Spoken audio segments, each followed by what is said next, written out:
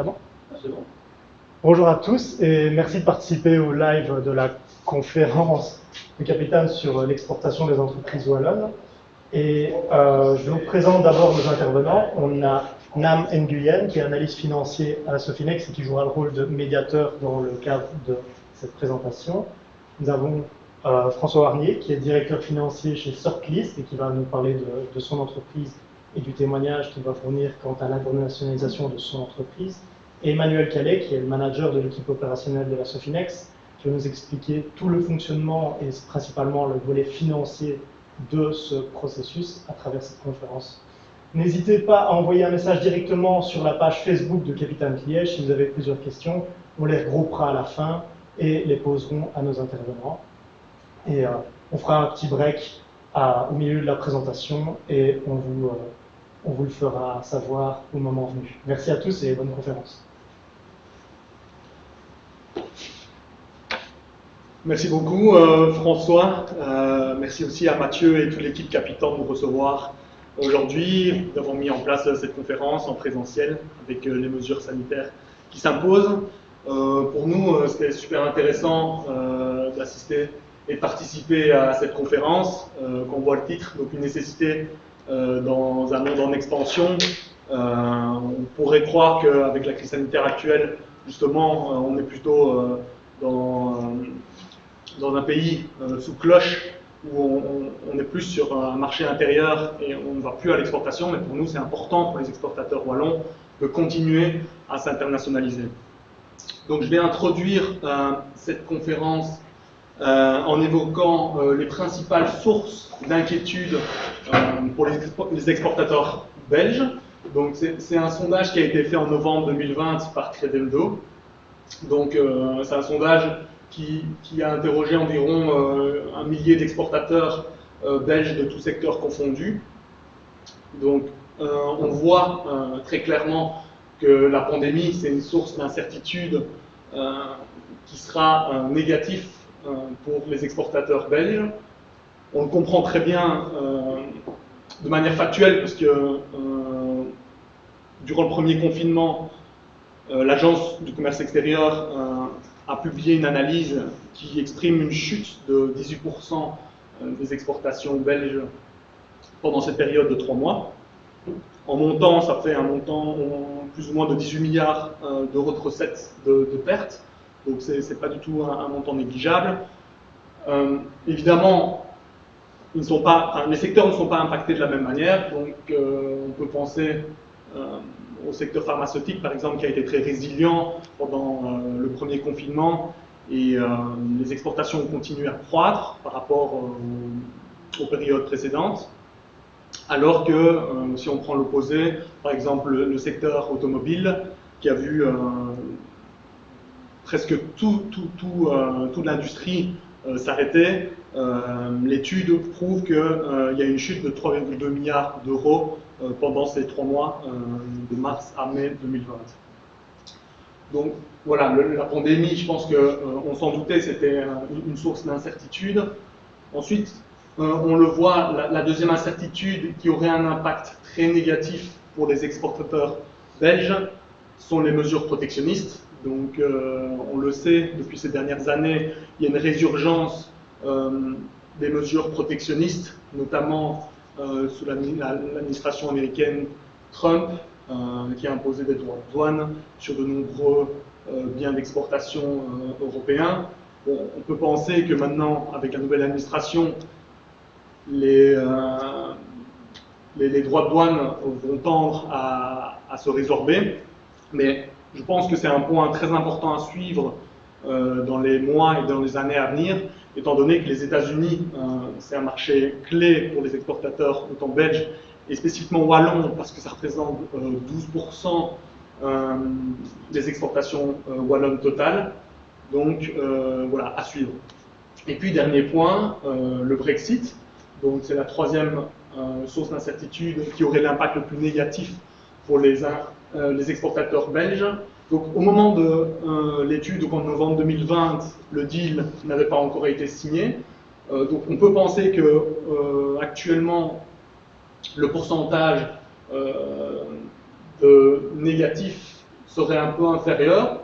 Néanmoins, malgré le fait qu'il y ait eu ce deal et donc cet accord de commerce et de coopération entre l'Union européenne et le Royaume-Uni, il reste des conséquences négatives. Les entreprises avec lesquelles on travaille nous l'ont confirmé. Donc malgré le fait qu'il n'y ait pas de droit de douane, pas de quota suite à l'accord, il y a quand même les frontières qui sont rétablies et donc cela implique des contrôles aux frontières, des contrôles sanitaires, phytosanitaires, un accroissement du délai de livraison pour les exportations et également des frais administratifs supplémentaires. Donc voilà un peu le topo au niveau du baromètre des exportateurs. Donc je propose maintenant qu'on passe à la présentation. Peut-être Emmanuel va se présenter la Sofinex assez rapidement. Il le fera un peu plus en détail en fin de conférence, en détaillant clairement les mesures et les aides que la Sofinex apporte aux exportateurs wallons. Et là, je vais demander à François de présenter Sortlist et comment ils se sont exportés ces dernières années. Et donc voilà, moi je me présente, donc je suis effectivement le manager de la Sofinex. Après une expérience de 10 ans au sein d'une banque, j'ai rejoint le groupe Sowalfin où j'ai pris la responsabilité de gérer cette filiale 100% orientée vers le financement de l'exportation des entreprises. Et ça fait 17 ans maintenant que je suis au sein de la Sofinex et que je gère les équipes de la Sofinex dont NAM fait partie notamment. Bonjour, donc moi c'est François, je suis le responsable financier chez Sortlist. J'ai d'abord eu une expérience dans l'audit et ensuite j'ai rejoint l'équipe Sortlist mi-2017 à peu près, dans le but de les aider à s'étendre en Belgique premièrement et ensuite à l'international comme vous le verrez. Alors Sortlist, qu'est-ce que c'est? C'est une plateforme qui met en relation tout ce qui est agence marketing, développement web et tous les prestataires marketing en général avec les gens qui ont un budget. Donc nous en fait on fait vraiment du matchmaking. Les gens apportent leurs projets, on a des agences qui sont en plan chez nous ou tout simplement renseignées, on a un algorithme qui tourne et le but c'est de trouver les meilleures agences qui correspondent au projet apporté par le client. Alors, ça c'est l'équipe des fondateurs, donc il y a Thibaut qui est le CEO, Michael qui s'occupe du produit, Nicolas qui est responsable de la croissance et du marketing et Charles qui est notre responsable technique. Ils sont amis de longue date, il y en a certains qui ont étudié ensemble, d'autres qui se connaissaient avant. Ils ont créé la société ensemble en 2014. D'abord c'était plus une agence marketing et ensuite ils se sont rendus compte qu'il y avait un réel problème pour ceux qui avaient un projet de trouver vraiment l'intermédiaire qui permettrait de faire leur projet de la meilleure manière. Donc ils se sont dit qu'ils avaient créé Sortlist. Ça c'est l'équipe aujourd'hui, enfin, à peu près, c'était l'année passée à notre bootcamp en Espagne. Aujourd'hui, on a à peu près 82 personnes. La langue officielle de la boîte, c'est l'anglais parce que c'est ce qui est plus facile pour tout le monde. On a à peu près 25 développeurs, 2 en finance, 15 en marketing, 11 dans les opérations et 26 sales et 3 HR. Nous sommes présents dans 6 pays, Belgique, Espagne, France, Allemagne, Pays-Bas et Roumanie. En Roumanie, c'est une société qui sert pour le développement. Là, vous pouvez voir l'évolution du personnel sur l'année 2020. Évidemment, la pandémie a fait que la croissance du personnel s'est un peu ralentie ces derniers mois, mais voilà, ça a fort évolué. Moi, quand je suis arrivé en 2017, on était à peu près 20, on est 80 maintenant.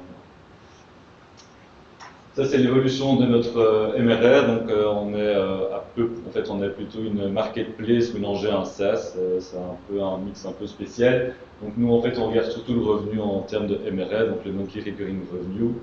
Et ça, c'est l'évolution de notre MRR depuis 2016 ou 2014, je sais.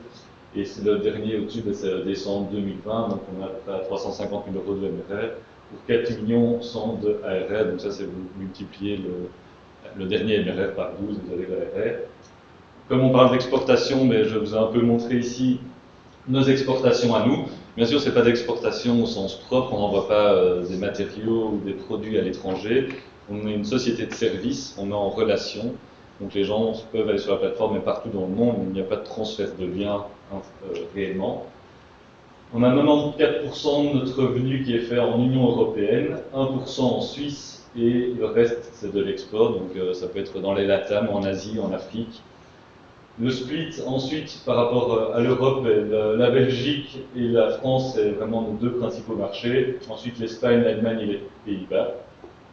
Et pour le revenu de l'export, donc j'ai dû regrouper un petit peu, mais on voit que la Suisse, ça représente 15%. On est présent aussi en Égypte, aux Émirats Arabes Unis, et aux États-Unis et en Arabie Saoudite. Voilà. Alors on n'a pas spécialement de bureau là-bas, mais les gens se connectent sur la plateforme, créent des abonnements, et il y a des deals qui se passent là-bas parce que voilà, c'est une plateforme qui vit mondialement malgré des présences plus locales en Europe. Alors notre expansion internationale, donc on a ouvert la Belgique en 2014. En 2017, on a ouvert la France et racheté un concurrent en Espagne. Bon, c'était vraiment un tout petit concurrent, c'était plus l'acquisition d'un carnet de clients et d'une personne pour l'équipe qui avait une petite team, qu'une réelle fusion. Mais bon, donc ça c'est les deux marchés qu'on a ouverts en 2017. En 2020, on a ouvert les Pays-Bas et fait l'acquisition de notre concurrent en Allemagne. Et en 2021, le but c'est d'ouvrir l'Angleterre. Malgré le Brexit, on pense que c'est un marché qui est hyper intéressant pour nous, parce que d'une part c'est anglo-saxon, ça permet de bien comprendre cette culture, et si un jour on va aller vers les États-Unis ou quelque chose comme ça, c'est vraiment une bonne première étape. Ça c'est le but, c'est donc 2021, c'est vraiment ouvrir l'Angleterre, bien comprendre, comme je le disais, le marché anglo-saxon, et qui reste quand même un des marchés les plus importants, en tout cas en Europe, post-européen pour eux. Et en 2022, c'est d'aller aux États-Unis.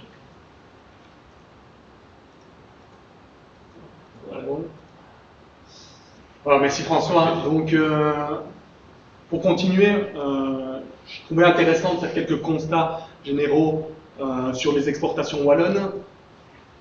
Donc, en quelques lignes, on le sait, le marché wallon et belge est assez restreint, donc on voit l'importance pour nos entreprises de s'internationaliser.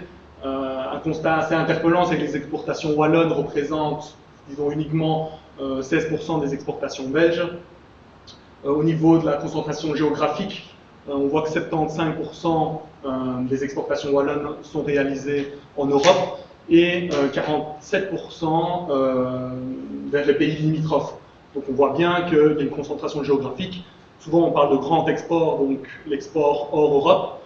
Mais on comprend qu'elle est assez restreinte, donc 25%, dont 12% des exportations totales qui sont faites vers les États-Unis. Donc ça nous laisse environ 13% vers les autres pays hors Europe et hors États-Unis. Ensuite, le tissu économique wallon, on le connaît. Il y a une grande proportion de TPE, très petites entreprises et de PME, par rapport aux autres régions et aux autres pays, alors que la majorité des exportations est faite par les grandes entreprises. Et enfin, une caractéristique de nos exportations wallonnes, c'est la concentration sectorielle. Donc on sait bien que la pharma représente une grosse proportion des exportations wallonnes. Viennent ensuite les métaux communs et puis les machines et les équipements électriques et électroniques. Donc voilà, après avoir posé les bases des exports wallons, on va peut-être se poser la question de pourquoi se tourner vers l'international, et puis peut-être comment. Donc Emmanuel, toi qui vois quand même énormément de dossiers. Le marché wallon et belge dans son ensemble est fort restreint, et donc la croissance des entreprises ne peut passer que par l'internationalisation et l'exportation. Et la question de pourquoi se tourner, c'est pour pouvoir avoir accès à de nouveaux marchés, une expansion géographique, mais aussi une expansion par rapport aux produits que la société vend, aux services. L'internationalisation est aussi indispensable pour pouvoir améliorer la performance de son entreprise et donc sa rentabilité, ouvrir et densifier son réseau de contacts et de clients à l'étranger, mais aussi de fournisseurs. Dans les sociétés qui produisent des biens, il y a une nécessité de diversifier aussi les fournisseurs, améliorer son offre et son savoir-faire, puisque plus on grandit, plus on devient international et plus on attire des talents et des jeunes talents principalement.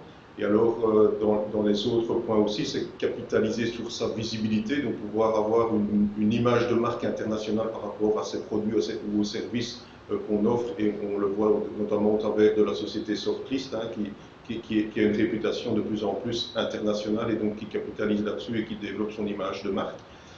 Sécuriser son approvisionnement aussi, c'est ce que je viens de dire, c'est pouvoir aussi diversifier ses fournisseurs et s'assurer que les fournisseurs sont aussi fiables, et alors améliorer sa rentabilité, soit en créant aussi une filiale localement commerciale pour vendre les produits, ou en rachetant un sous-traitant pour sécuriser ses approvisionnements, c'est aussi relativement important.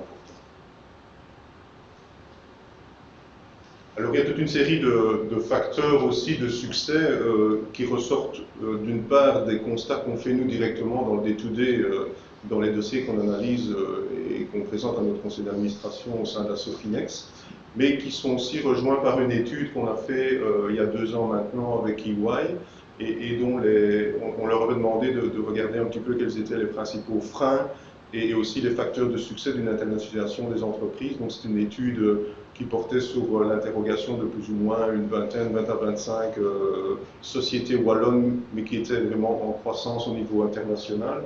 Et il est ressorti de cette étude les différents points que vous voyez sur le slide ici, où effectivement les facteurs clés du succès, c'est démontrer un avantage concurrentiel. Évidemment, on ne peut pas se lancer à l'internationalisation si on n'a pas fait une étude de marché, si on n'a pas fait une étude de son produit par rapport à la concurrence, démontrer qu'il y a des avantages concurrentiels par rapport à d'autres produits, de pouvoir se lancer sur le marché, et c'est la pertinence de la démarche d'internationalisation. Aussi assurer l'implication de l'équipe dirigeante, ça ne peut pas, ce développement ne peut pas se reposer sur la tête d'une seule personne, mais sur la tête d'une équipe globale au niveau d'un comité de direction ou d'une direction globale, avec, comme on le verra dans Shortlist, des personnes clés autour du CEO. Et aussi structurer la démarche d'internationalisation, c'est-à-dire qu'on ne peut pas se lancer à l'internationalisation sans avoir vraiment développé une propre stratégie en interne, en impliquant ses cadres et voire même ses équipes dans le but de définir cette stratégie et d'aller la présenter à des banques ou à des sociétés qui vont financer les projets de développement international des entreprises. Donc François, toi qui es quand même au jour le jour confronté à diverses internationalisations dans vos projets, est-ce que tu peux un peu nous dire quelles sont les étapes de ces internationalisations? Mais donc chez Shortlist, ça a toujours été un peu dans l'ADN aussi des dirigeants, c'est de vouloir s'étendre dans le monde entier. Donc ce qui est facile, c'est que c'est une plateforme internet, ça peut aller partout, il suffit de la traduire et de s'adapter vraiment après pour tout ce qui est les devises, etc. Mais sinon, c'est quand même un produit qui est facile pour aller à l'international. Alors nous, les étapes sont assez simples, et je pense que c'est à peu près dans toutes les sociétés pareil. C'est d'abord une analyse de marché.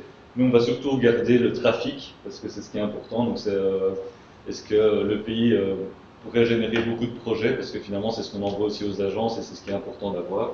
Donc ça va être le volume du trafic possible. Bien sûr, les concurrents. Est-ce qu'il y a des concurrents déjà présents dans le pays ou pas? Est-ce que c'est un marché très concurrentiel? Si c'est un marché, par exemple, très concurrentiel sur les mots-clés, etc., ben nous, ça nous coûtait des investissements énormes en marketing pour attirer les projets sur Google. Donc tout ça, c'est des choses auxquelles on fait attention. Le fuseau horaire et la langue parlée par l'équipe, bien sûr. Si on a, par exemple, on va aller en Russie, quelqu'un parle déjà russe, c'est beaucoup plus facile que si on veut aller, je ne sais pas, dans un autre pays où personne parle la langue, c'est beaucoup plus compliqué d'avoir des talents et déjà de comprendre les premières démarches du pays. Ensuite, est-ce que notre produit est prêt à se vendre dans le pays? Si on va aller en Angleterre et que la plateforme n'est pas traduite en anglais, ça va être très compliqué. Donc c'est des choses qu'on doit déjà un peu voir avant de se dire est-ce qu'on va aller dans ce pays-là. Donc on a des langues qui ont déjà été traduites dès le départ, et ça on se dit ces pays-là c'est très facile d'y aller. Alors ensuite on a la solution M&A ou standalone. J'approcherai à la solution un peu plus en profondeur par après, mais donc en gros c'est est-ce qu'on essaye, par exemple s'il y a un concurrent, est-ce qu'on essaye de faire une fusion et de se mettre ensemble pour rester sur ce marché, ou bien un standalone, c'est vraiment est-ce qu'on ouvre le marché tout seul parce qu'il n'y a pas de possibilité de rachat, où il n'y a pas de concurrence, où on veut se lancer par nous-mêmes. Ensuite, sommes-nous prêts à faire une extension? Ça c'est hyper important. Donc une fois que le marché est identifié, il faut aussi se demander en interne, est-ce qu'on est prêt à aller à l'international? Bien sûr, ça demande du temps, ça demande des équipes, ça demande du recrutement et ça demande surtout beaucoup d'investissement. Et voilà, donc à la fin il y a un business plan et un financement. Donc on va réaliser le business plan pour l'ouverture. On va regarder ça sur une projection générale de 3 à 5 ans. C'est basé aussi sur les datas qu'on a en interne pour les autres pays qu'on a, donc on a un peu déjà des données historiques, on sait comment ça peut se passer sur un pays. Et ensuite, bien sûr, c'est de trouver le financement nécessaire une fois qu'on a réalisé le business plan. Donc ça, c'est nos étapes, je pense que c'est assez classique dans vos dossiers. Ça suit, Ouais. ça suit la logique de nos dossiers. Oui, je pense aussi. Un élément qui est assez intéressant, et en préparant cette conférence, on a convergé un petit peu avec François, c'est l'aspect M&A ou stand-alone. Donc, nous, on appelle ça une croissance organique ou une croissance externe, c'est un peu la même chose, mais nous, dans nos dossiers qu'on fait, et on a regardé un peu nos dossiers 2020, on s'est rendu compte que quasi la moitié des dossiers de financement étaient liés à des dossiers de croissance externe, alors qu'il y a quelques années, ça présentait vraiment un montant assez marginal. Donc, on avait envie de comprendre quel était l'intérêt de cette croissance externe, donc en rachetant une entreprise plutôt que de s'implanter par soi-même à l'étranger. Donc, Emmanuel, vu qu'on voit pas mal de dossiers, est-ce que tu pourrais un petit peu civer les intérêts de cette croissance externe, donc en rachetant une entreprise? Voilà. La croissance externe, c'est soit le rachat d'une société, soit prendre une participation dans une société, un genre de partenariat quelque part. Évidemment, l'intérêt de faire de la croissance externe, c'est principalement un gain de temps, puisque quand on parle du schéma stand-alone, il faut tout construire, il faut créer sa filiale, il faut trouver le personnel, il faut trouver les clients, il faut trouver les financements locaux généralement. Donc c'est assez compliqué et ça mange beaucoup de temps par rapport à un schéma où on est plutôt sur le rachat d'une société. Alors ça peut être un concurrent, un distributeur, un partenaire avec lequel on s'associe. On peut aussi racheter, on parlait tout à l'heure de sécuriser ses approvisionnements. Mais je pense qu'on a fait quelques dossiers dans Sofinex où quelque part les exportateurs belges, afin de sécuriser ses approvisionnements, et la crise l'a fortement démontré que beaucoup d'entreprises sont tombées à court de certains éléments ou composants qui entraient dans la composition de leurs produits, notamment parce qu'ils se fournissaient en Asie et principalement en Chine, qui était le premier pays touché par la crise, et donc c'était un gros souci d'approvisionnement. Donc aujourd'hui, la façon de sécuriser, c'est parfois de racheter un fournisseur ou de créer une unité de production à l'étranger. En ce qui concerne Sofinex, sans projet de délocalisation, puisque on ne peut pas financer ce genre de projet, mais il y a quand même un intérêt parfois à faire de la croissance externe au travers du fournisseur quelque part, et la croissance externe pour la commercialisation des produits. Donc c'est clair qu'il y a un avantage énorme par rapport au stand-alone. Par contre, le désavantage, c'est que c'est souvent compliqué, que la cible, il faut la trouver, il faut l'identifier, il faut l'analyser, il faut faire une due diligence, et il faut être sûr qu'il n'y a pas des cadavres dans les placards, et parfois on est surpris, une fois qu'on a repris la société, de trouver que les comptes ne correspondent pas souvent, pas toujours, à la réalité, donc il y a quand même des désavantages. Et puis, il y a un coût derrière aussi ce rachat, parce qu'il faut faire appel à des sociétés d'audit externes qui vont faire la due diligence. Si on n'a pas la capacité, je pense sortir cela en interne, parfois les petites PME n'ont pas toujours la capacité de faire ça en interne, de passer par des cabinets d'avocats pour les conventions de rachat. Donc c'est assez lourd aussi au niveau coût et au niveau administratif, mais in fine, on gagne certainement 2 ans par rapport à un schéma en stand-alone. François, toi avec Sortlist, vous êtes passé par les deux types de croissance, donc autant une croissance organique qu'une croissance externe. Donc, est-ce que tu peux peut-être appuyer les affirmations? Oui, non, je suis tout à fait d'accord. Nous, on a les deux choix. On a ouvert la France et les Pays-Bas en stand-alone. Donc, on a ouvert le marché depuis la Belgique et puis une présence locale avec un bureau à Paris et maintenant un bureau à Rotterdam. Et l'Espagne, on ne va pas vraiment parler de ça comme étant une fusion-acquisition, mais l'Allemagne était vraiment une fusion-acquisition qu'on a fait l'année passée. Et c'est vrai, c'est tout à fait c'est le cas. On voit vraiment dans nos graphes, en fait, une fois que l'Allemagne est là, on commande directement avec leur MRR à eux, donc leur revenu mensuel. Que les autres, la croissance est beaucoup plus longue. Il faut trouver des clients, il faut démarcher. On ne profite pas d'un carnet de clients déjà existant de la société existante. Mais par contre, c'est vrai que il y a les avocats, il y a la due diligence, il y a toutes ces choses-là. Mais je pense qu'on va aborder le sujet un peu plus tard. Oui, non, mais donc là, c'est les étapes. Voilà. Donc ça, je vais vous expliquer donc, comment on fait. Donc c'est un peu ce que j'expliquais. On traduit d'abord la plateforme dans la langue locale. On essaye d'abord être référencé naturellement, donc de manière, nous on appelle ça organique, mais sur Google, parce qu'il n'y a rien à faire, c'est ce qui attire le plus de projets, c'est Google. Ensuite, une fois qu'on voit qu'on a assez de visites déjà en organique, on investit massivement dans le marketing payant, donc Google AdWords, Bing Ads, des choses comme ça pour être encore mieux référencé, avoir encore plus nos pages qui ressortent dans les recherches des gens. Ensuite, on engage généralement un country manager qui est vraiment spécialisé dans la vente, comme on a fait en France et aux Pays-Bas. Ces gens, ils parviennent à trouver les recrues locales. Donc c'est souvent, on engage une personne locale, donc ils ont des contacts, ils ont des bons plans aussi. Par exemple, pour les Pays-Bas, on pense à ouvrir à Amsterdam parce que je pense que c'est la ville qui vient le plus souvent en tête quand on veut aller aux Pays-Bas, comme Paris par exemple. Il nous a dit non, allons plutôt à Rotterdam, les bureaux sont moins chers. J'ai des personnes de contact sur place, etc. Donc c'est quand même beaucoup plus facile aussi de pouvoir jouir de la connaissance de quelqu'un dans le pays. Ensuite, on recrute toute l'équipe qui doit suivre, que ce soit des customer support, du marketing. Et puis après, l'avantage du stand-alone, c'est que nous, on peut suivre les chiffres mois par mois, avec la comptabilité et les dépenses. Et donc, en fait, en termes de cash, c'est nettement moins dangereux, car en fait, on investit suivant les résultats qui se passent. Donc si on voit qu'on arrive déjà au break-even, on se dit on peut engager encore une personne supplémentaire, si elle génère assez de revenus, on peut encore engager une personne supplémentaire, etc. Alors que si on voit que ça ne fonctionne pas du tout, en fait les seuls investissements, c'est la location d'un bureau, etc. On peut très vite arrêter les frais si ça ne fonctionne pas. C'est ça. C'est les avantages d'être en stand-alone plutôt que l'acquisition. Et donc par rapport à ton expansion en M&A, alors donc là, il y a, en Espagne, c'était les briefers, c'est avec Macarena, qui est la country manager Espagne, et il y avait une tour matching qui faisait en fait exactement la même chose que nous. Ils avaient le même produit. Les discussions ont commencé il y a presque 2 ans maintenant. Là, en fait, on a fait vraiment l'acquisition d'une boîte complète. Donc, en fait, ce qui est hyper facile, entre guillemets, c'est qu'on jouit directement d'une société qui est créée, des gens qui connaissent le pays et les règles locales. Il n'y a rien à faire. L'Allemagne, c'est complètement différent de la Belgique, même si les chiffres restent des chiffres, culturellement, etc., c'est complètement différent. Grâce à eux, on a eu directement leur MRR, on a eu tous leurs subscribers, on a eu déjà toutes les visites, parce que nous, rien à faire, c'est toujours les visites qu'on cherche aussi. Leur site web avait déjà énormément de visites par mois et on a vraiment voulu racheter ça aussi. D'accord.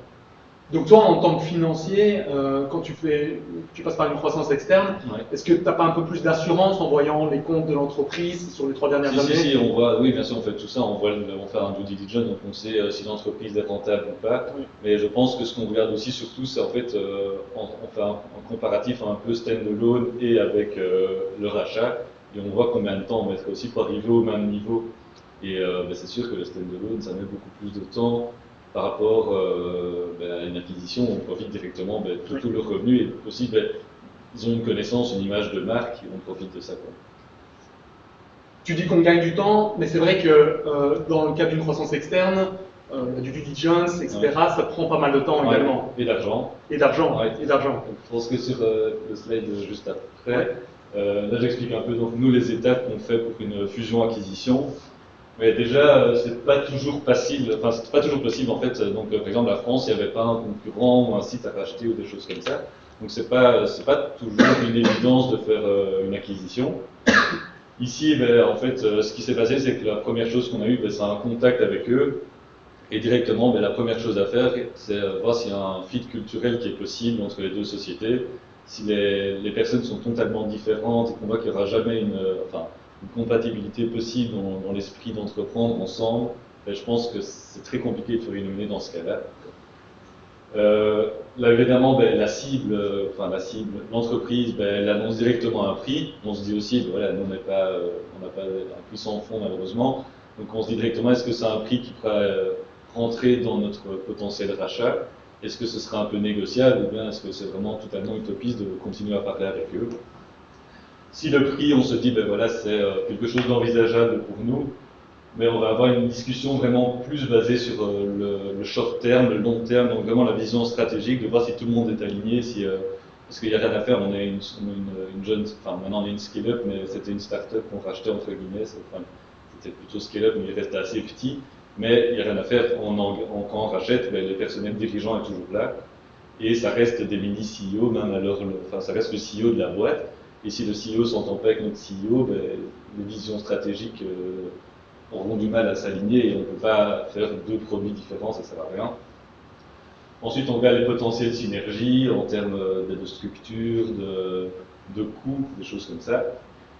Après, il y a le due diligence dont Emmanuel parlait, que ce soit un due diligence légal pour tout ce qui est contrat de travail, le due diligence financier, ben, on analyse les comptes, on regarde s'il n'y a pas des cadavres dans le placard, des choses comme ça. Le marketing, on analyse leurs produits, il y a toute une analyse produit qui est faite derrière, voir si on pourra récupérer des choses de leurs produits ou bien si c'est que notre plateforme qui va rester.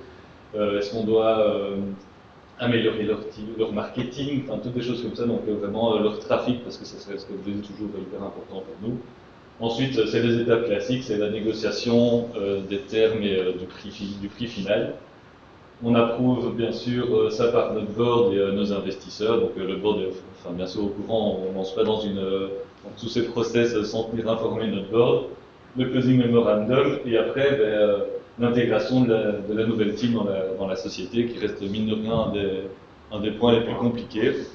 Et alors pendant tout le process de cet M&A, nous on fait un business plan, on définit une stratégie d'investissement, donc comment est-ce qu'on va financer ce rachat, est-ce que ce sera en equity avec sur nos fonds propres, avec equity plus banque plus par exemple la Sofinex dans le cas qu'on a eu, ou bien, je ne sais pas, peut-être encore une autre solution possible. Et après, donc, on garde toujours, bien sûr, le board update de toutes les situations. Et donc voilà, ça c'est vraiment nous, nos étapes. Évidemment, c'était notre première vraie fusion, mais c'est vrai que ce qui était un peu bizarre, c'est que ça s'est en fait totalement terminé juste avant le Covid. Donc on a vraiment dû faire une intégration complète de la team en visioconférence. En fait, il y a une personne de notre équipe qui a pu aller en Allemagne, et une personne qui a signé les papiers chez le notaire et une personne après qui a rencontré la team. Mais sinon, c'est tout par Slack, visioconférence, etc. Donc c'est vrai que ça, c'était un point qui était assez challenging cette année. Finalement, maintenant, on arrive vraiment, on s'appelle toujours un peu la famille Softist. Et je pense qu'ils ont vraiment senti une intégration puissante dans la société.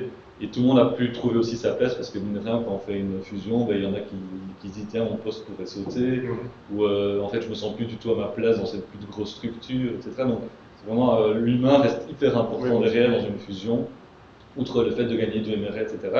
Et nous, voilà, donc ça a dû se faire en ligne, et finalement c'était quand même un succès pour l'instant. Il faut pouvoir rassurer les employés de la cible, parce que voilà, ils voient arriver en plus généralement un acquéreur étranger, et donc il y a toujours ce questionnement par rapport à quid sur mon avenir.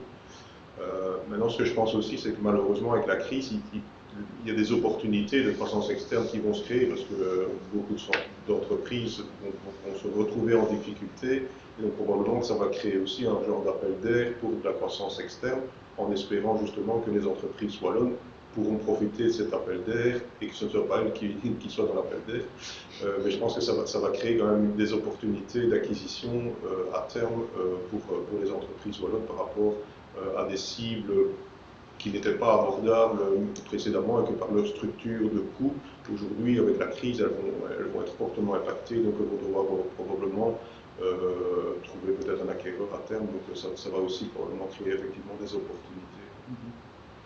Ok, très bien. Donc, je pense que les risques et les avantages, on en a parlé. Je pense qu'il n'y a pas grand-chose à rajouter. Voilà, je pense qu'on a fait un bon point sur la croissance externe. On a compris un petit peu ce que c'était, les avantages par rapport à une croissance interne, organique. On va peut-être faire une pause maintenant. Pardon ? Dans 10 minutes apparemment, donc on va continuer. Au côté de la pause de 10 minutes. Ah, on va faire une pause de 10 minutes apparemment. Donc voilà. Après la pause, donc après avoir essayé de comprendre pourquoi aller s'internationaliser et comment le faire, on va essayer de comprendre les freins à l'internationalisation, les obstacles et comment y répondre. Donc voilà, merci beaucoup. N'hésitez pas à poser vos questions sur la page Capitaine Piège.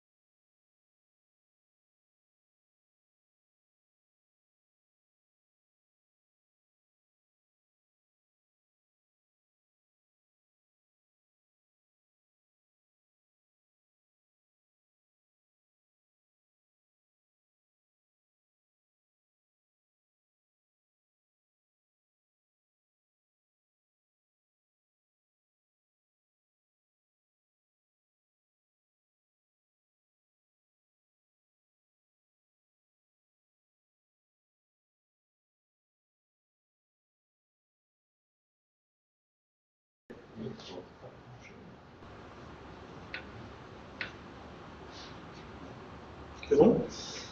Ok, donc maintenant on va peut-être se concentrer sur les aspects un peu plus freinants d'une internationalisation. Donc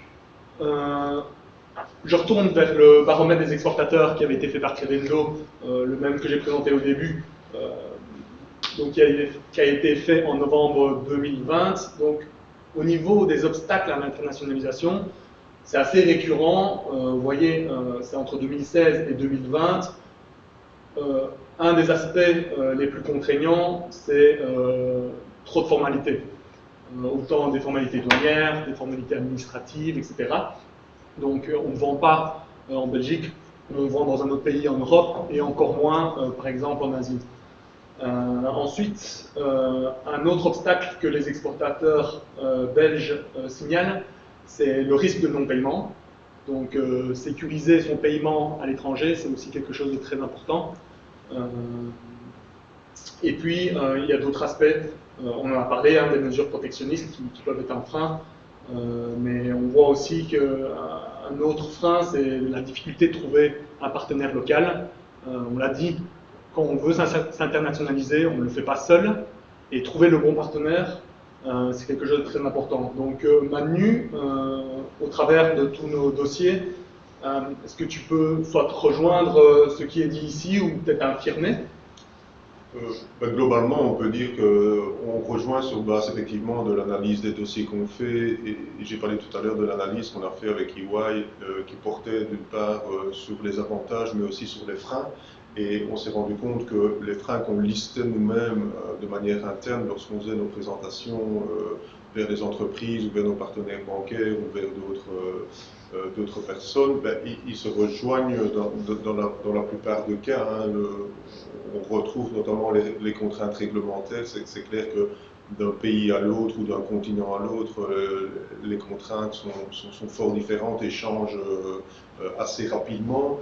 Le principal risque, Nam a cité Credendo, donc pour ceux qui ne connaissent pas, c'est un assureur crédit au niveau fédéral public qui assure notamment le risque de non-paiement des clients, puisque quand vous exportez, vous devez vous assurer que vous allez être payé principalement sur des biens et des services. Softlease n'est pas concerné par le non-paiement puisque ce sont des abonnements et donc qu'à tout moment on peut couper l'abonnement en direct.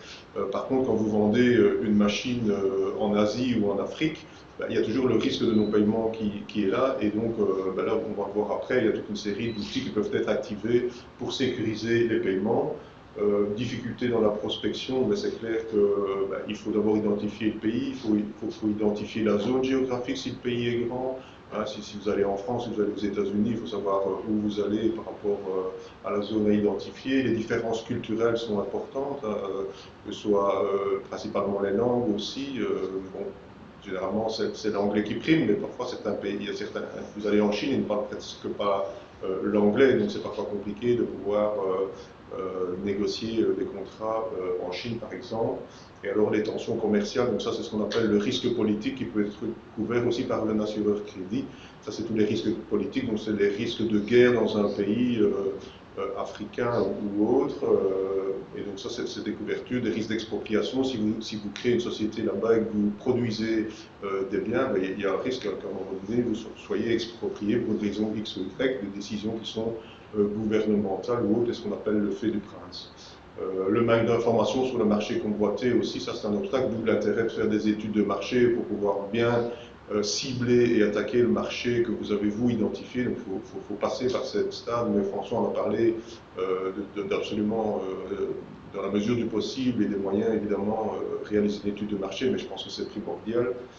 Les risques de guerre, enfin risques de pays, j'en ai déjà parlé, et alors ce qui ressort aussi, c'est le manque de temps du dirigeant, parce qu'aujourd'hui, comme Nam l'a expliqué tout à l'heure, 90% du tissu économique wallon, c'est des TPE, donc c'est des entreprises de moins de 10 personnes, et donc le patron d'entreprise n'a pas toujours le temps de pouvoir se renseigner, de pouvoir développer sa stratégie, donc d'où il doit s'entourer soit en interne, soit en externe, pour pouvoir développer une stratégie. Et alors le dernier point, et qui concerne directement la Sofinex, c'est dans cet objectif-là qu'on a été constitué aussi il y a 18 ans maintenant, c'est le manque de moyens financiers des entreprises et l'accès au financement bancaire. François, par rapport à ces obstacles à l'internationalisation dans les divers projets que vous avez menés, est-ce que tu rejoins ce que Manu dit? Par exemple, je pense aux différences culturelles. Ouais, moi je suis tout à fait d'accord. Après, nous, c'est vrai que tout ce qui est risque de guerre, risque pays, on les a un peu moins, évidemment, vu que c'est une plateforme internet, et si on sait que c'est risqué, on va pas ouvrir un bureau spécialement dans ce pays. C'est vrai que les moyens, c'est vrai aussi le risque, nous, d'être non payé, on coupe l'accès à la plateforme, donc c'est vrai que nous, on n'a pas ce genre de problème, c'est un avantage. Après, c'est vrai que la culture du pays, c'est hyper important. Même vous mettez un néerlandophone qui doit vendre aux Pays-Bas, c'est pas la même chose que si c'est une personne des Pays-Bas qui vend aux Pays-Bas, des choses comme ça. Donc c'est vrai que culturellement, c'est hyper important. C'est pas toujours facile d'aller à l'international en partant juste de la Belgique. C'est vrai que c'est possible parfois d'avoir vraiment une personne sur place, mais évidemment, les manques de moyens financiers, l'accès au financement sont hyper importants. Et c'est vrai que l'internationalisation, pardon, chez nous, elle a pris de l'ampleur aussi parce que la team a grandi et que le CEO a su s'entourer de personnes qui prennent aussi un peu le lead sur certaines parties de l'internationalisation parce que tout seul, c'est pas toujours facile, c'est sûr.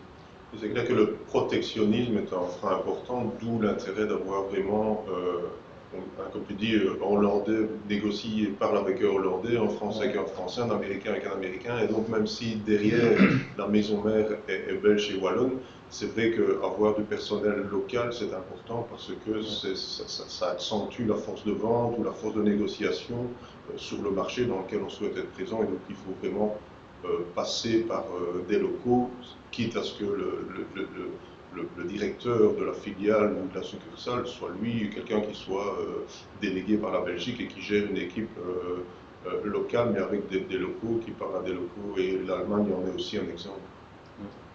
Mais je pense qu'on comprend bien l'importance d'avoir quelqu'un sur place. François, dans votre cas chez Sortlist, on en a parlé avant, est-ce que vous êtes plutôt sur la création d'une filiale ou créer des bureaux de représentation? Alors pour l'instant, nous on est sur les bureaux de représentation parce que c'est une phase exploratoire qui permet d'aller dans un pays sans trop de démarches administratives et compliquées. Donc après, il y a bien sûr tout ce qui est sécurité sociale, etc. de chaque pays.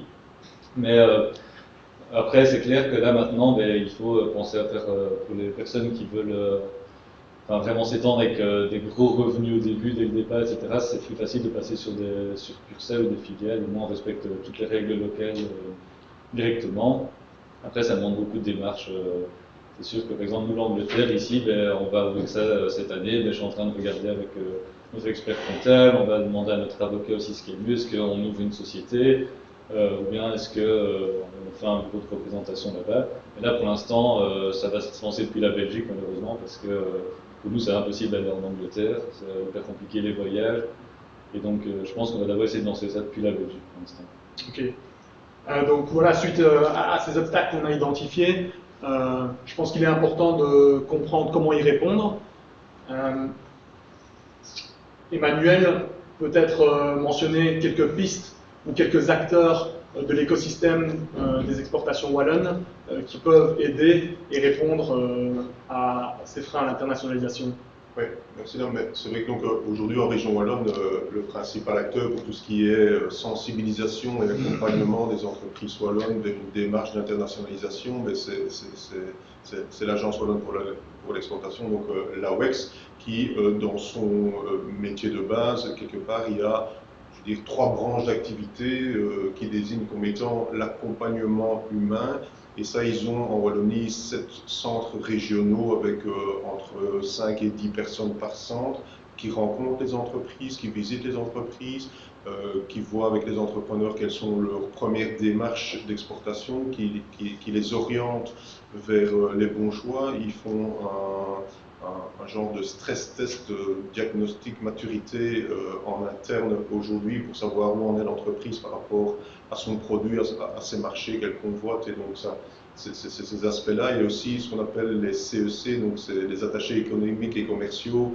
Il y en a à peu près une petite centaine partout dans le monde qui sont délégués par l'AWEX, et donc où, quand les entreprises belges vont à l'étranger, elles peuvent s'adresser à ces conseillers économiques et commerciaux qui vont aussi prendre des renseignements sur le marché, des renseignements sur le client, sur une entreprise, dans le cadre peut-être d'une croissance externe pour savoir eux ce qu'ils sont déjà, puisqu'ils sont implantés là-bas dans le pays, savoir un petit peu ce qu'ils ont comme information sur le marché, sur une entreprise et sur le climat politique, je dirais, en général. Donc ça, c'est le premier volet. Le deuxième volet, c'est la promotion et la prospection commerciale. Donc là, ils aident et ils accompagnent les entreprises à participer à des foires, à des salons, à des events.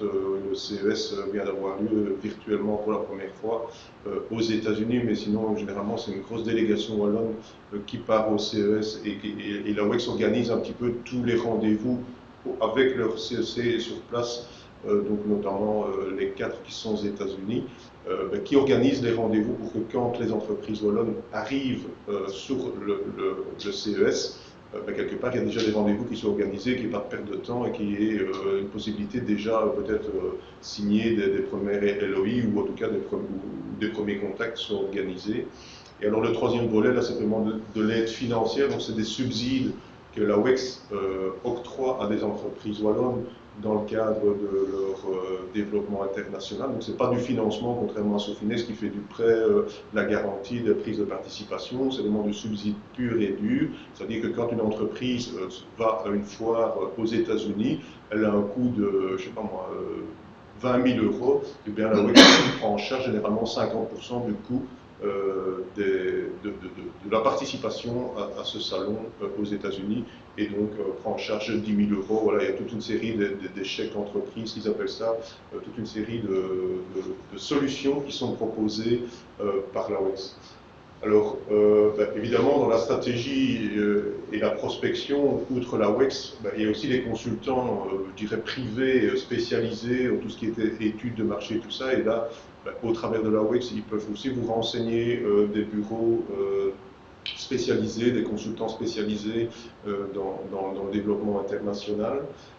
Pour tout ce qui est contraintes réglementaires et des informations sur le marché, outre les CEC, toutes les chambres de commerce et d'industrie wallonnes qui ont des contacts avec toutes les chambres commerciales à l'étranger peuvent aussi aider les entreprises. On retrouve les consultants spécialisés et alors un produit qui vient d'être mis en place par la Commission européenne qui est Access to Market, qui peut, maintenant a suivi un webinaire il y a une semaine d'ici qui est très intéressant et qui peut aussi permettre aux entreprises. Alors sur le risque de non-paiement, évidemment j'en ai parlé tout à l'heure, il y a les assureurs crédits privés et publics dont fait partie Credendo. Privé, vous trouvez le Hermès, vous trouvez Atradius notamment en Belgique, la COFAS précédemment en France mais qui a été repris par BPI France il y a 2-3 ans maintenant. Et alors, le travail qui est le principal aujourd'hui, le risque de non-paiement, c'est de passer par un banquier qui va travailler avec des lettres de crédit et des garanties avec les clients étrangers. C'est-à-dire que c'est le client étranger qui ouvre une lettre de crédit et qui est sécurisé entre banquiers étrangers et entre banquiers belges. Ça réduit fortement, voire supprime totalement le risque de non-paiement. Et en ce qui concerne le manque de moyens financiers, l'accès au financement, là, évidemment, les banques restent un acteur principal du financement des entreprises, même au niveau internationalisation. Et il y a quand même en Belgique 4 ou 5 banques qui sont fortement présentes au niveau international. Il y a aussi d'autres investisseurs privés. Donc, quand on fait une levée de fonds capitalistique avec des fonds d'investissement ou des business angels, on peut aussi les interroger ou les solliciter pour une levée de fonds, comme l'a fait d'ailleurs Sortlist. Alors au niveau public, là, au niveau de la région wallonne, la Sofinex est la référence puisque dans les différents outils de la région wallonne, on est la seule qui est dédiée à 100% au financement de l'internationalisation des entreprises.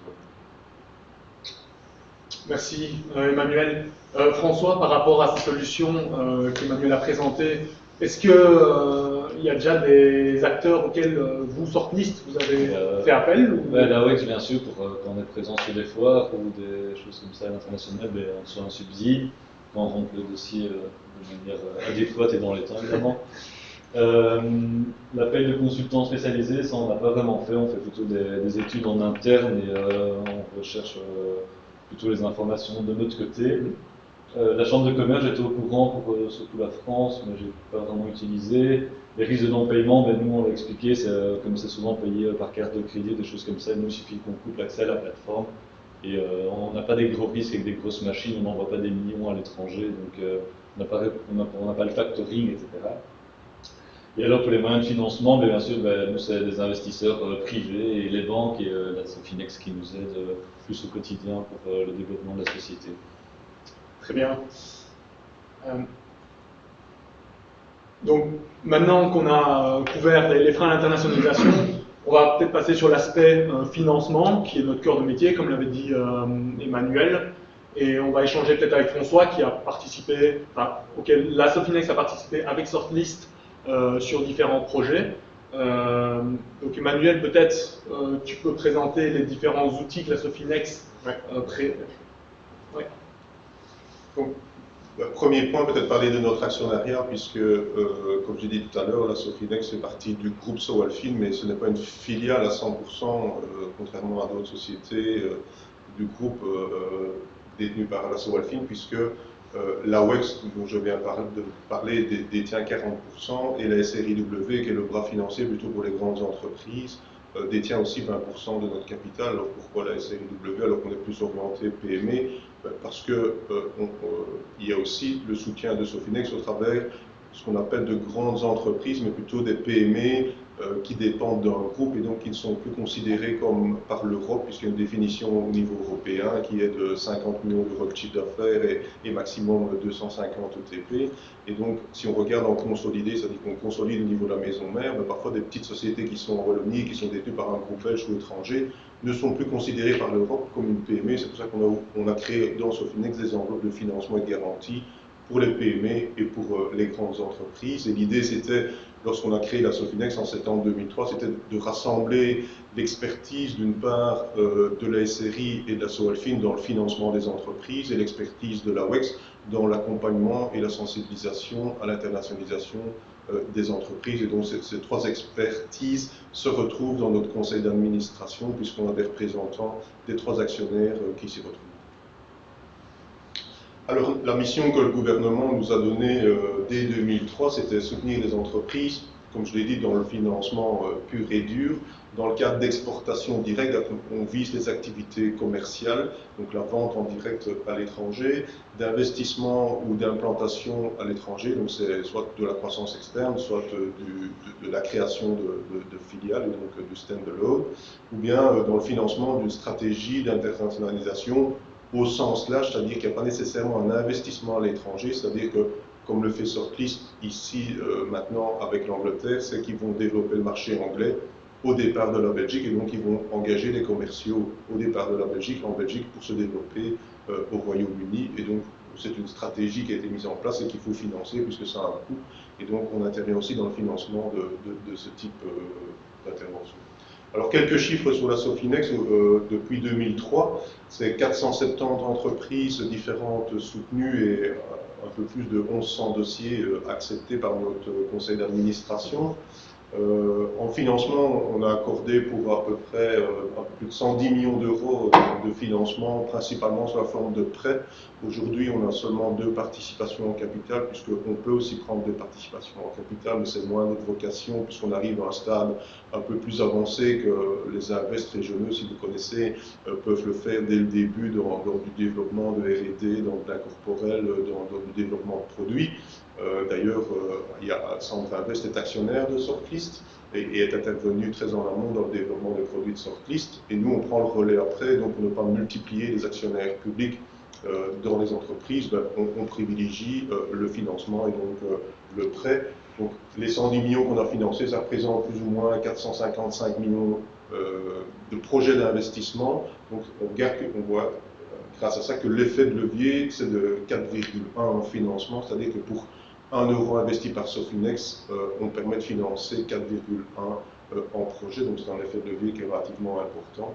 En garantie, on a 320 millions d'euros de garantie accordée, dont 45 sur la seule année 2020, qui est la plus grosse année qu'on ait fait, et en financement, bizarrement, et en garantie, même si en nombre de dossiers, en financement, on a eu le même nombre, mais c'est plutôt de plus gros dossiers, et notamment des dossiers de croissance externe, comme on l'a dit tout à l'heure. Et en garantie, c'est clair que là, pendant la crise, beaucoup d'entreprises ont été touchées au niveau de la trésorerie, donc des crédits de trésorerie étaient mis en place par les banques et on les a garantis jusqu'à 75%, et là, il y a un effet de levier de 2,1. Donc nos moyens aujourd'hui, les différents produits qu'on a au sein de Sofinex, c'est la garantie, ce que j'appelle indirecte, donc c'est la garantie qu'on accorde aux banques en couverture de crédit qu'elles mettent en place, et je vais y revenir par la suite de manière plus développée. La garantie directe, ça c'est un nouveau produit qu'on a mis en place il y a 1 an ou 2, qui permettait de garantir directement une entreprise qui investit commercialement dans une filiale commerciale à l'étranger, et qui investit sur ses fonds propres dans cette filiale pour l'inciter quelque part à constituer cette filiale commerciale. On peut aussi garantir directement l'investissement que la maison mère ferait dans sa filiale sur ses fonds propres. Donc si Sortlist, dans sa filiale, qui n'est pas une filiale aujourd'hui, en Angleterre, investit 200 000 €, on pourrait par exemple garantir directement Sortlist de son risque d'échec d'implantation commerciale à l'étranger. Bon, on a sorti le produit juste avant la crise et donc on n'a pas eu le temps de communiquer, donc aujourd'hui on n'a pas de dossier. Et alors il y a le troisième, c'était se revenir juste en arrière là. Oui, donc on a une enveloppe de financement aujourd'hui de 75 millions, et alors on a d'autres produits de soutien direct qui sont des dons pour à peu près 2,4 millions. Donc si on fait le total, on a un peu plus de 200 millions de moyens aujourd'hui au niveau de Sofinex. Donc l'offre de produits, j'en ai déjà parlé, financement direct, la garantie et le soutien direct aux exportations. Alors qui peut en bénéficier? Ça j'en ai déjà parlé aussi, que l'entreprise soit une TPE-PME ou une grande entreprise, on peut la soutenir. Il faut savoir que, comme je l'ai dit, la définition de la PME est définie par l'Européen consolidé. Donc quand on dit grande entreprise, c'est plutôt des PME qui dépendent d'un groupe. Et alors on a des critères d'éligibilité qu'on doit absolument respecter, puisque faire partie des secteurs éligibles, c'est des secteurs que nous définissons, mais c'est assez large. On exclut notamment tout ce qui est banque, assurance. Les traders purs, c'est-à-dire que la personne, l'entreprise où il y a unipersonnel et qui fait de l'achat-vente en Chine et qui vend aux États-Unis, où il n'y a pas de retombée pour l'économie en Wallonie, on les soutient, on ne peut pas les soutenir. Par contre, il y a un trader où la marchandise repasse par la Wallonie, où il y a une dizaine de personnes qui s'occupent des aspects administratifs et de la gestion de la logistique. Là, on peut aussi soutenir les sociétés de trading, mais pas celles qui sont pures. Et alors ne pas être en difficulté financière, ça c'est une définition européenne, je ne vais pas rentrer dans le détail, mais il faut juste retenir que l'Europe dit qu'on ne peut pas soutenir les entreprises dont les fonds propres sont inférieurs à la moitié du capital social, prime d'émission comprise. Évidemment, en ce qui nous concerne, nous, les projets de délocalisation, on ne doit pas les financer puisqu'on est une société publique et que les fonds sont apportés par la région Wallonne. Alors, le financement direct, quels sont les objectifs? Puisqu'il y a déjà tout le secteur privé et les banques qui peuvent financer ce genre de projet. Donc on n'est pas là pour remplacer ni concurrencer les banques, on travaille plutôt en partenariat avec le secteur privé, que ce soit les banques ou les investisseurs privés. Et donc c'est d'offrir une solution de financement aux entreprises pour leurs projets d'internationalisation dans l'hypothèse où elles ne trouvent pas totalement le financement auprès du secteur privé. Et alors, dans le deuxième point, c'est permettre aux entreprises wallonnes d'offrir des conditions de paiement favorables, mais ça je vais revenir un peu plus en détail par la suite. Qu'est-ce qu'on peut financer quand on fait du financement direct, et donc du prêt ou de la prise de participation? C'est la création ou le développement d'une filiale, donc soit la filiale existe déjà et on veut la développer, soit on finance le rachat d'une société ou d'une branche d'activité ou d'un fonds de commerce, donc c'est plutôt de la croissance externe. Et quand on rachète une branche d'activité ou un fonds de commerce, là, il faut nécessairement créer une filiale à l'étranger qui va racheter ce fonds de commerce ou cette branche d'activité à l'étranger. Ça peut se faire au départ de la Belgique, mais c'est plus compliqué juridiquement. La prise de participation d'une société. Donc, aujourd'hui, vous n'êtes pas actionnaire d'une société étrangère, vous prenez 15, 20, 30, 40% en augmentant le capital ou en rachetant les parts de l'actionnaire avec une option put et une call dans la convention qui permet quelque part par la suite de devenir actionnaire à 100%. On peut financer un investissement immobilier à l'étranger, donc une filiale qui loue un bâtiment et qui demain veut construire un bâtiment, on peut financer, et ça c'est difficilement finançable au niveau des banques belges, puisqu'elles n'ont pas la possibilité de prendre des sûretés réelles, donc des hypothèques par exemple sur des biens qui sont situés à l'étranger, et le mobilier c'est tout le matériel qu'on retrouverait, les machines dans l'usine là-bas. Un contrat commercial aussi, c'est-à-dire que pour un contrat commercial bien précis, il faut le préfinancer, donc il y a des lignes à mettre en place au niveau des banques, et si les banques estiment que son risque est trop important et qu'elle ne peut pas monter à un niveau suffisamment important, Sofinex peut aussi participer au financement d'un contrat. Donc là, les durées sont un peu plus courtes, c'est de 6 à 24 mois maximum, le temps que le contrat soit réalisé, quelque part que le client ait payé ce qu'il doit à l'entreprise. Bon, la stratégie, j'en ai déjà parlé, donc c'est vraiment au sens large. Et alors le refinancement d'un crédit fournisseur ou leasing, ça je vais y venir plus en détail par la suite. Alors quelles sont les formes? Là, j'ai déjà aussi globalement parlé. Dans 95% des cas, on fait du prêt subordonné. Donc la notion de subordonné, je rappelle ce que c'est. Ça veut dire qu'on accepte, nous, Sofinex, en cas de faillite de l'entreprise, d'être remboursé après tous les autres créanciers chirographaires ou privilégiés. Privilégiés, c'est souvent les banques, c'est souvent l'ESS, la TVA, et chirographaires, c'est souvent les fournisseurs de l'entreprise. Ça veut dire qu'on va être remboursé en dernier en cas de faillite et de liquidation de l'entreprise sur le produit de réalisation par le curateur. Généralement, on ne récupère rien sur les prêts subordonnés puisqu'on n'a pas de garantie et qu'on est en full risque. Donc on prend un petit peu en subordonné un risque équivalent à celui de l'actionnaire ou de l'investisseur privé qui injecterait des fonds dans la société.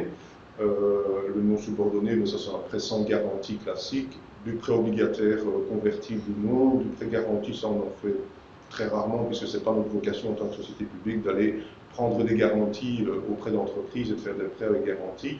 Et comme je l'ai dit, on peut aussi prendre des participations en capital. On a notamment une participation capitale dans une spin-out d'une société qui est dans le device médical aujourd'hui et qui était en plein développement et son développement est international. Donc ils étaient sur une levée de fonds capitalistique et donc on a pris 5% du capital de la société. Voilà. Donc, alors les principes d'intervention qui sont définis par la région et par notre conseil d'administration, c'est que sur un budget qui est présenté par une entreprise, si on prend par exemple un budget de 500 000 € dans le cadre de la création d'une filiale aux États-Unis, on peut financer maximum 50%, donc 250 000 €. Les autres 50%, ça doit être des apports privés, donc soit les banques, soit de nouveau des investisseurs privés ou les fonds propres de l'entreprise, la trésorerie propre de l'entreprise, si elle a une trésorerie suffisante pour pouvoir couvrir ces autres 50%. On a aujourd'hui un montant maximum de 1,5 million € par projet. Jusqu'à jeudi passé, on était limité à 1 million par entreprise. On vient de changer le plafond d'intervention parce que, et c'est le cas aussi dans Softlist, c'est qu'on multiplie les interventions en faveur des mêmes entreprises. Donc ce million d'euros, il était vite atteint. On a une entreprise où on va faire la 8e intervention. On a un dossier au CA de la semaine prochaine où pour 4 projets, on nous demande 1,2 million. Donc c'est clair que le million, il est insuffisant. Et donc aujourd'hui, on part sur 1,5 million par projet pour pouvoir répondre quelque part aux projets des entreprises et aux entreprises qui nous interrogent sur Finex. Le taux d'intérêt, lui, de nouveau, pour des contraintes européennes, ça doit être un taux de marché. Donc on ne peut pas faire un taux préférentiel par rapport à un taux de marché, donc un taux bancaire ou un taux d'investisseur privé. Et donc aujourd'hui, on a un taux de référence qui est publié tous les jours dans l'école de la bourse, qui est l'IRS de la durée du crédit, donc Interest Rate Swap, qui est négatif jusqu'à 10 ans aujourd'hui, donc on le floor aujourd'hui à 0 et on prend une prime de risque qu'on détermine en fonction du projet qui est présenté par l'entreprise, du pays d'investissement et de la qualité du débiteur et donc de l'entreprise. On a des taux qui varient entre 2 et 6%, je vais dire, quand on est sur du subordonné, donc on est avec du risque important. Et au niveau de la durée, on est limité à 10 ans maximum, sachant que quand on finance des filiales commerciales, on est plutôt sur du 5-6 ans ou 7 ans maximum. Quand c'est de la croissance externe, généralement des 7 ans. Mais on peut travailler avec une franchise de remboursement en capital d'1 an, puisque quand une société soit rachète une société, soit crée une filiale, c'est clair que la première année ou les 2 premières années, elle n'est pas... C'est un problème, Claire? Ouais.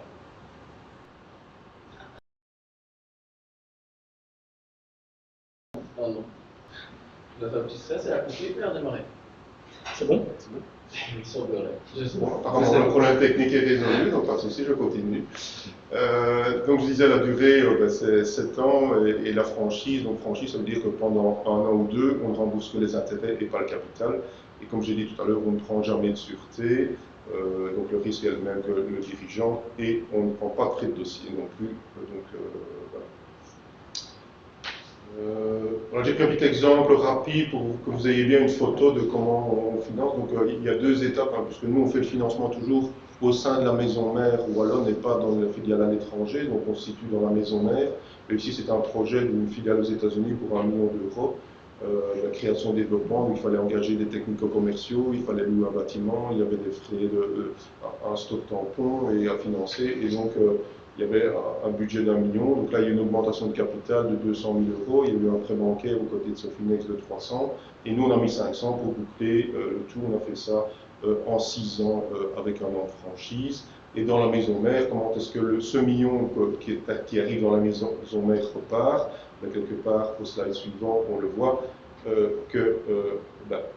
la maison mère capitalise sa filiale à hauteur de 200 000 euros et elle fait un prêt, une avance d'un montant de 800 000 euros à sa filiale pour lui permettre de financer son projet. Alors les fonds peuvent être libérés soit en une fois, soit de manière étalée dans le temps en fonction des besoins de la filiale. Alors, un produit qu'on a mis en place aussi récemment, outre la garantie directe, c'est le refinancement de leasing client ou de crédit fournisseur. C'est-à-dire qu'on s'est rendu compte qu'aujourd'hui, proposer un produit à un client étranger, ce n'est pas suffisant. Souvent, il demande que l'entreprise wallonne apporte elle-même le financement à son client étranger. Ce qui est assez pénalisant, puisque au lieu d'être payé en une fois, si elle accorde des conditions de paiement favorables, c'est-à-dire qu'au lieu de payer en one shot, si c'est un crédit fournisseur, il va peut-être laisser 6 mois ou 1 an pour payer le projet. Et si elle fait plutôt de la location-vente, donc un genre de leasing fournisseur, c'est-à-dire que l'entreprise wallonne lise les équipements qu'elle vend, quelque part, elle va être payée mensuellement pendant 3-4 ans, et donc ça a un impact sur sa trésorerie. Et pour supprimer cet impact trésorerie, on a mis en place un produit à la Sofinex qui permet de refinancer quelque part soit le crédit fournisseur, soit le leasing fournisseur à hauteur de maximum 75%. Et là, on a ajouté un petit peu le schéma habituel dans ce cadre du projet. C'est tout récent, on n'a qu'un dossier pour l'instant aussi, mais voilà, c'est intéressant aussi. Alors, le deuxième produit, c'est la garantie là, en couverture de crédit bancaire. Comme il est indiqué, c'est faciliter l'accès aux entreprises du crédit bancaire. On sait aujourd'hui qu'avec la crise, les banques vont probablement resserrer leurs conditions d'octroi de crédit et demander de plus en plus de garanties. Et donc, afin d'éviter à ce que les entrepreneurs ou les entreprises donnent des sûretés réelles aux banques, nous, on se substitue quelque part à ça en accordant la garantie de la Sofinex en couverture de crédit bancaire. Et alors, la garantie directe, c'est comme je l'ai dit tout à l'heure, c'est inciter les entreprises à s'installer commercialement à l'étranger. Alors, qu'est-ce qu'on peut garantir? C'est soit un contrat commercial, donc ça c'est de la vente directe, c'est plutôt des crédits à court terme, comme on le voit dans les types de crédits garantis, caisse, trade loan, ligne mixte, donc c'est-à-dire c'est mixte, trade loan ou les lignes de garantie bancaire. Et alors, les investissements à l'étranger, donc outre le financement, où on finance des filiales, de la croissance externe, ou l'investissement, on peut aussi donner notre garantie en couverture de crédit bancaire. Comme j'ai dit tout à l'heure, on finance maximum 50%, les autres 50%, c'est souvent une banque qui finance. Pour faire une mixité, c'est-à-dire qu'on fait et du financement et de la garantie. Comme ça, quelque part, nous, on prend 75% du risque au niveau de la Sofinex, et la banque n'a que 25% du risque sur le projet, puisque c'est plus compliqué pour une banque de financer un projet à l'étranger que de financer quelque part un projet belgo-belge où elle peut prendre des sûretés sur les biens de l'entreprise qui est située en Belgique. Alors on a aussi des montants maximum d'intervention, comme j'ai dit, maximum 75% du crédit bancaire, mais on essaye d'avoir un split 50-50 entre la banque et la Sofinex.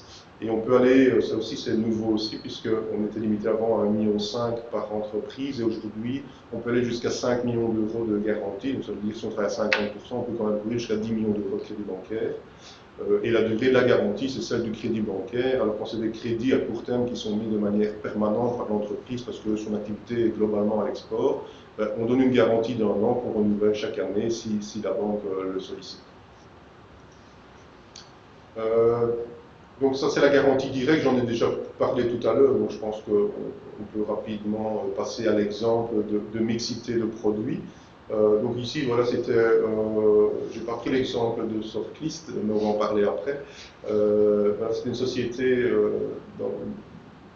qui est active dans l'entretien de système d'air conditionné, qui fait des masques maintenant en région wallonne, donc on aura vite compris qui c'est, puisqu'elle a été fort mise en avant ces derniers temps. Et il y avait un besoin global pour un contrat de 2,8 millions, qui représentait quand même un montant très important de chiffre d'affaires, où il y avait des modalités de paiement qui étaient 25% d'acompte contre une garantie de restitution d'acompte et 75% contre présentation de factures payables à l'enjeu. Donc il y avait toute une série de crédits à mettre en place qui étaient des crédits de garantie, donc crédits de restitution d'acompte, performance bond, mais aussi des crédits de financement, puisqu'il faut préfinancer en amont tout le contrat avant que le client le paye.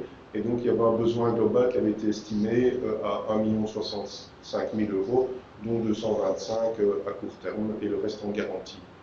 Alors comment est-ce qu'on est intervenu au niveau de la Sofinex? On a garanti 50% de toutes les garanties bancaires, qui étaient 840. On a garanti aussi 50% du crédit court terme de la banque. Et en plus de ça, on a fait un crédit de trésorerie. Donc j'ai expliqué tout à l'heure qu'on pouvait aussi financer un contrat commercial, c'était le cas ici, de 110 000 € pour boucler l'opération. Donc quand on le voit, quelque part, l'intervention globale de Sofinex, elle s'élève à 632 500 sur un besoin d'1,65 million. Donc on est un peu au-dessus des 50% en global, mais ça a rassuré la banque et ça a permis à la banque d'octroyer les crédits, alors que sans notre support, elle n'aurait pas mis les crédits en place et donc le contrat n'aurait pas pu être réalisé et on est de près de 3 millions d'euros. Alors rapidement, ça c'est le troisième pan de l'activité de Sofinex. On peut aussi octroyer des dons ou subventions lorsque des entreprises exportent sur des pays classifiés émergents par l'OCDE et par la Banque mondiale. Et on octroie sur base des deux premiers produits qui sont fonds pays émergents, instruments PME, c'est des dons de 35% dans le cadre de la vente uniquement de biens d'équipement et pour des clients publics. Donc c'est une petite activité, ça représente moins de 3% de l'activité globale de Sofinex. Voilà, il faut savoir que ça existe et on peut aussi subsidier un consultant qui aide les entreprises à se positionner sur des banques multilatérales de développement, style Banque mondiale ou autre. Alors pour terminer, les produits Sofinex en 2021, le groupe Sowalfin a souscrit au Pan-European Fund qui était mis en place par la Commission, par le FEI, pardon, et qui permet au groupe Sowalfin d'octroyer conjointement aux banques du refinancement de fonds de roulement. Et derrière ce refinancement de fonds de roulement, quelque part, on est garanti par le FEI à hauteur de 70%, ce qui va nous permettre, dans le cadre de la crise et post-crise, de pouvoir financer les entreprises qui ont une perte de chiffre d'affaires, qui ont subi des pertes ou pas, mais qui ont quand même une diminution de leur fonds de roulement. Et donc on va reconstituer le fonds de roulement aux côtés des banques à 50-50 et on peut aller jusqu'à 1 million d'euros de financement. Et alors les mesures Brexit, ça on vient de les mettre en place récemment et on est en train de communiquer vers les banques, c'est que, comme Nam l'a dit tout à l'heure, les risques aujourd'hui c'est le Brexit et on en parle fortement aujourd'hui puisque même s'il y a eu un deal, il restera toujours un impact important et qu'il va y avoir à terme, je ne pense pas que dans les tout premiers mois ici de l'année ça va se passer, mais je pense qu'à terme il va y avoir des gros problèmes de trésorerie pour les entreprises dont le marché anglais était la principale cible, et donc il va falloir mettre en place des crédits de trésorerie au niveau des banques, et donc on va couvrir 75% des crédits de trésorerie Brexit, qu'on appelle ça, que les banques mettraient en place. Et dans le cadre de ces mesures-là, j'ai parlé du refinancement de leasing et du crédit fournisseur, mais on a transposé quelque part ces deux produits-là à des produits sur mesure Brexit, où on a légèrement revu les plafonds à la baisse, mais les principes d'intervention restent les bases, c'est-à-dire refinancer un leasing ou refinancer un crédit fournisseur avec un client anglais. Très bien, merci Manu pour ces explications bien détaillées des différents produits que propose la Sofinex. Donc avant de passer au Q&A, je voudrais peut-être rebondir avec un exemple assez concret au niveau de Sortlist pour terminer. Donc ici les nouveaux produits Sofinex en 2021, je ne pense pas que Sortlist il fera appel, et heureusement parce qu'ils n'ont pas été trop impactés par la crise. Et a priori, leur attaque du marché britannique se fera sans encombre. Néanmoins, ils ont fait appel à la Sofinex pour différents projets et ils ont aussi fait appel évidemment à différents investisseurs privés. Donc François, est-ce que tu peux peut-être nous dire l'importance de préparer son financement et un peu les marches à suivre pour que ça se passe sans encombre, pour avoir un financial close sans encombre. Je pense que, premièrement, l'internationalisation, ça peut faire peur parce qu'il y a beaucoup de démarches, il y a beaucoup de choses à mettre en place. C'est vrai que les financements, ça peut sembler impressionnant à trouver, etc. Mais je pense qu'il ne faut pas avoir peur. Franchement, l'internationalisation, on a un bon savoir-faire en Belgique, je crois qu'on peut en être fier. On peut essayer d'aller dans d'autres pays. Alors comment ça se passe? Bien sûr, il faut faire le business plan. Il faut se dire, voilà, on va avoir un trou de trésorerie de X milliers d'euros, il faut le financer. Comment est-ce qu'on fait? Donc, alors on demande soit aux investisseurs, soit aux banques, soit à des prestataires comme la Sofinex qui nous ont aidés. Et donc, c'est des réunions, c'est des présentations de business plan, c'est trouver des contacts avec la banque qui est d'accord de suivre, d'expliquer que la Sofinex peut garantir justement à 50% l'emprunt qu'on ferait. C'est parvenir à trouver les 50% qui manquent à la Sofinex pour arriver au budget global. Donc c'est vraiment toutes des démarches comme ça qu'on a fait. Nous, pour l'Allemagne, ça a été en grande partie lié aussi à notre levée de fonds qu'on avait fait. Donc il y a eu levée de fonds concomitante avec la Sofinex et en plus un prêt de la banque, alors qu'ici maintenant là on est plus parti sur du financement pur avec que Sofinex et la banque. Donc voilà, ça c'est vraiment nous les démarches. Il ne faut pas avoir peur, au pire ça peut être un non, ça peut être une enveloppe plus petite que ce qu'on pensait, ça peut parfois être une enveloppe plus grande que ce qu'on pensait parce qu'on a un peu challengé, on se dit pourquoi est-ce qu'on ne ferait pas ça en plus. Donc voilà, c'est vraiment, je pense que tout part quand même d'un bon business plan et d'une vision globale à plusieurs années. Et puis d'une bonne coordination entre entre l'entreprise, la banques, Sofinex. Là, on a installé une confiance, ça fait 2-3 ans qu'on travaille ensemble, on est déjà au deuxième projet à financer, on attend le suivant. C'est vrai que c'est toujours aussi, après c'est aussi une histoire de timing, la banque va donner son offre, parfois elle est valable qu'un mois, mais pendant ce temps-là il faut passer au CA de la Sofinex, donc ils ont chacun leur CA, etc. Donc parfois c'est le chef d'orchestre entre les différents prestataires et participants. Donc, voilà. Ok, bon, très bien, je pense qu'on peut passer aux questions s'il y en a. Je pense qu'il y en avait quelques-unes. Il y en a en effet quelques-unes. Avant tout, merci beaucoup pour vos interventions. Merci pour vos témoignages, M. Warnier. Merci pour vos présentations, Nam et Emmanuel. Alors, une première question, c'est d'abord comment cibler les bons pays, les bonnes zones géographiques en fonction du produit de notre entreprise? Tu peux répondre ou je réponds? Cibler les bonnes zones géographiques, on l'a dit tout à l'heure, hein, c'est quand même faire une étude de marché par rapport au produit. Est-ce que le produit est attendu par le marché? Est-ce qu'il n'y a déjà pas une forte concurrence dans le marché ou dans la zone géographique dans laquelle on veut s'installer? Donc c'est la première réflexion qu'il faut avoir. Par rapport à la zone géographique qu'on veut définir, c'est aussi par rapport à est-ce qu'on a la capacité interne en termes de personnel, en termes de langue, de pouvoir se lancer aux États-Unis. Il y a beaucoup de PME qui n'ont pas cette capacité, donc ce qu'ils font, elles se lancent d'abord en France. La France est le premier marché d'exportation de la Wallonie.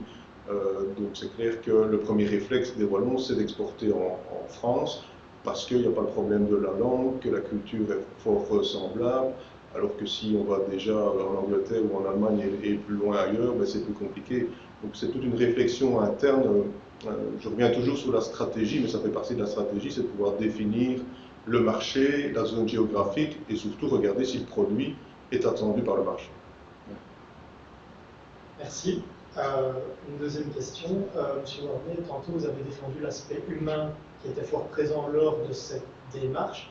Et selon vous, comment générer une adhésion à l'esprit d'entreprise dans des pays où la culture d'entreprise est fondamentalement différente? Je pense que pour générer déjà, nous avec l'Allemagne, on a regardé qu'il y avait un fit culturel possible lors des premiers échanges. Donc ça, comme j'expliquais, on rencontre quand même beaucoup les gens, il y a beaucoup de discussions qui se font. Donc je pense que si on voit que, après c'était pas une grosse société, donc on n'a pas dû rencontrer 200 personnes, ils étaient 5 ou 7, c'est plus facile à rencontrer, on peut voir directement si avec les dirigeants ça peut bien se passer, des choses comme ça. Donc ça je pense que c'est vraiment un premier choix à faire, c'est de se dire, est-ce que je saurais m'entendre avec ces personnes à l'avenir, est-ce qu'ils ont un peu le même genre de mentalité? Et après bien sûr c'est faire des after-work et rien à faire. Nous, c'est des apéros le jeudi soir, c'est des team building, on essaie de réunir toutes les équipes de tous les pays ensemble. Quand on était en Espagne, par exemple, on vit une semaine ensemble, Donc c'est vraiment essayer de créer une cohésion sociale en groupe. Et là, cette année, malheureusement, ça a été fait par pays. On essaie de faire 2 team building par an à peu près. Vraiment fédérer les gens à l'entreprise. Merci. Peut-être un peu plus d'actualité. Pour une entreprise qui voulait, il y a un an de ça, lancer cette démarche d'internationalisation, est-ce pertinent pour elle de continuer cette démarche ou doit-elle s'arrêter le temps que, on va dire, que la crise sanitaire se calme un peu plus?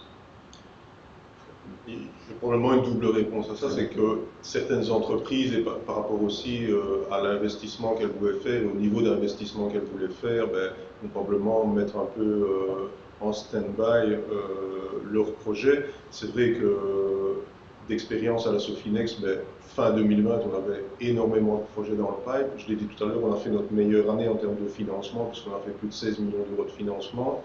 Donc on a fait plus de 50% par rapport à l'année passée. Bon, il y a eu quelques gros deals aussi de croissance externe et autres qui vont peut-être un peu influencer ça, mais on s'est quand même rendu compte qu'il n'y a pas vraiment eu d'absence ou de stop de contact. Alors après, on a géré aussi notre portefeuille existant, où les entreprises étaient en difficulté, on a dû faire des moratoires et tout ça. Maintenant, pour revenir sur la question et sur les projets, c'est clair que si on voulait construire un bâtiment aux États-Unis, probablement qu'il valait mieux le mettre en stand-by. Par contre, si on est sur du développement commercial, il faut toujours poursuivre la réflexion et peut-être aussi repenser sa stratégie, mais sans l'arrêter. Donc, je pense qu'il y a très peu d'entreprises qui ont stoppé purement et simplement leur internationalisation, sauf celles qui vraiment étaient déjà peut-être un peu à bout de souffle avant la crise. Nous, ce qu'on remarque aussi, c'est, je pense que si on a un produit qui est facilement vendable à l'extérieur sans devoir se déplacer, etc., nous on remarque qu'on a de plus en plus de clients qu'on rencontre simplement en call. Et en fait, c'est pas un obstacle majeur à faire des ventes. Donc voilà, je pense que ça dépend un peu le produit. Je pense que cette crise crée aussi des opportunités pour certaines sociétés. Effectivement, l'aspect humain et contact avec les prospects et les clients reste important, mais je pense qu'avec la crise et même déjà avant, on va de plus en plus vers de la digitalisation au niveau de l'internationalisation.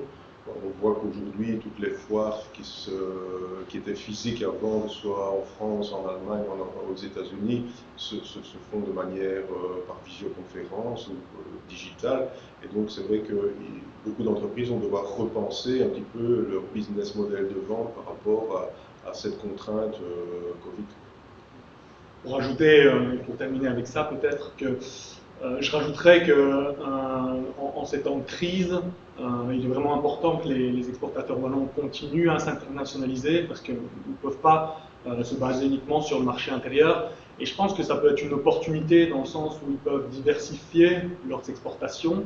Il y a des économies, notamment en Europe, qui ont été fortement impactées par la crise, d'autres hors Europe, dont la reprise a été plus rapide. Donc ils peuvent réfléchir à une stratégie de diversifier leurs exportations vers des économies qui ont repris plus rapidement qu'en Europe, par exemple.